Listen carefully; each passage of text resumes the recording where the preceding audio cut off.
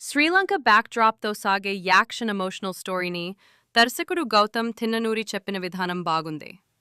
40 నిమిషాల నిడివి ఉన్న సినిమాలోని కీలక పార్ట్ను చూశాను. ఈ సినిమా కొంతమేరకు చూసిన తర్వాత బ్లాక్బస్టర్ అవుతుందని సందీప్ రెడ్డి వంగ వెల్లడించారు. ఈ సినిమా విజయ్ దేవరకొండ కెరీర్లో బెస్ట్ పెర్ఫార్మర్గా నిలుస్తుంది. ఈ సినిమా విజయంపై ఎలాంటి అనుమానాలు లేవు అని ఆయన అన్నారు. కింగ్డమ్ సినిమాకు జూనియర్ ఎన్టీఆర్, రణబీర్ కపూర్, సూర్య సపోర్టుగా నిలిచారు. సుమారుగా 5 నిమిషాలు ఉన్న టీజర్కు సంబంధించి తెలుగులో ఎన్టీఆర్, హిందీలో రణబీర్, తమిళంలో సూర్య వాయిస్ ఓవర్ ఇచ్చారు.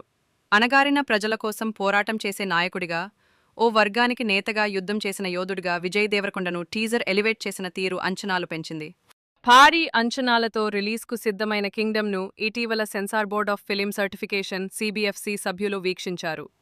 అయితే సెన్సార్కు ఈ కథలోని ఇంటెన్సిటీ, సన్నివేశాల్లో రక్తపాతం నేపథ్యంలో ఏ సర్టిఫికెట్ ఇస్తారనే ప్రచారం జరిగింది.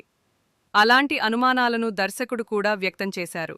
కానీ ఈ సినిమాలోని కొన్ని డైలాగ్స్, కొన్ని యాక్షన్ రిలేటెడ్ సీన్లపై సెన్సార్ వర్గం నుంచి అభ్యంతరాలు వ్యక్తమయ్యాయి. కానీ కొన్ని మార్పులు చేయాలని సూచనలు చేశారనేది సమాచారం. అయితే ఈ సినిమా వీక్షించిన అనంతరం డిఫరెంట్ మూవీగా ఫీల్ అయ్యారు. ఈ సినిమాలోని కంటెంట్ గురించి బాగా చెప్పారు.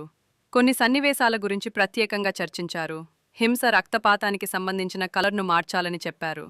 ఈ సినిమా గురించి పూర్తిగా సంతృప్తిని వ్యక్తం చేశారు. ఈ సినిమాకు UA సర్టిఫికేట్ జారీ చేశారు అని చిత్ర యూనిట్ వెల్లడించింది.